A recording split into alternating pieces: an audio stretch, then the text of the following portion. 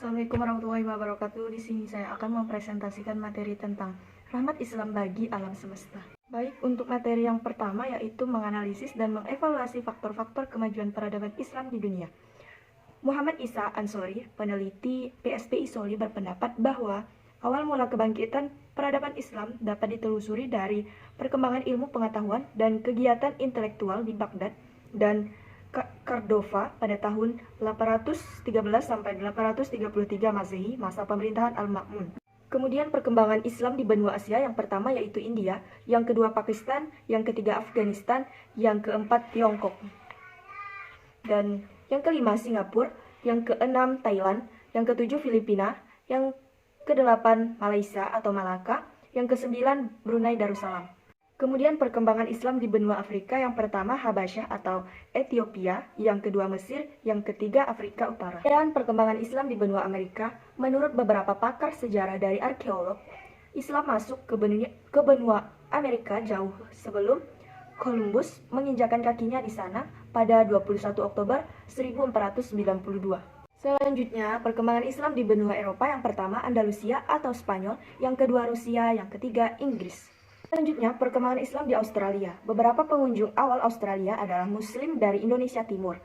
Mereka membangun hubungan dengan daratan Australia sejak abad ke-16 dan 17. Jumlah umat Islam Australia modern meningkat dengan cepat setelah Perang Dunia Kedua. Selain melakukan perkawinan campur, mereka juga berbagi budaya, termasuk sejumlah tradisi dalam Islam. Kemudian, masa kemajuan peradaban Islam di dunia. Yang pertama, kemajuan intelektual. Yang pertama, filsafat abad ke-9 Masehi, yang kedua kedokteran, yang ketiga astronomi, yang keempat matematika, yang kelima fisika, yang keenam sejarah dan geografi, yang ketujuh geometri, yang kedelapan kimia, yang kesembilan kesenian, ke-10 bahasa dan sastra, 11 kepustakaan, 12 fikih, dan yang terakhir adalah tasawuf. Ikut nama-nama ilmuwan muslim dan karyanya. Yang pertama Al-Batani, pada 858 sampai 929 Masehi, seorang astronomi dan matematikawan dari Arab. Yang kedua Ibnu Sina, pada 980 sampai 1037 Masehi, seorang filsuf, ilmuwan dan dokter kelahiran Persia. Yang ketiga Ibnu Rushd, pada 1126 sampai 1198 Masehi. Ia banyak mendalami ilmu seperti kedokteran, hukum, matematika, dan filsafat.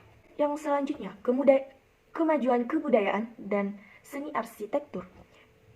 Yang pertama, sebuah masjid atau museum terkenal dengan nama Hagia Sophia. Yang kedua, di negeri Timur Tengah masih dijumpai kincir. Yang ketiga, di kota gurun pasir masih dijumpai sistem distribusi air bawah tanah. Yang keempat, Masjid Sultan Ahmed yang dibangun pada abad ke-16. Kemudian yang kelima, di India terdapat Masjid Taj Mahal. Yang keenam, berbagai masjid dan universitas di Mesir, Damaskus, Istanbul, dan yang masih banyak berfungsi. Kemudian selanjutnya di Spanyol dibangun dam-dam, kanal-kanal, saluran sekunder, tersier, dan lain-lain. Kemudian selanjutnya di Cordova terdapat sekitar 900 tempat pemandian. Kemudian di kota tua Cordoba atau Cordova masih bisa disaksikan sekarang. Kemudian selanjutnya industri keramik di Valencia. Selanjutnya yang terakhir yaitu tekstil mewah berupa karpet Spanyol. Untuk subbab yang selanjutnya, masa kemunduran peradaban Islam. Mengalami kemunduran ketika memasuki periode pertengahan bagian pertama, yaitu 1250 sampai 1500 Masehi, yang dikenal dengan masa kemunduran 1.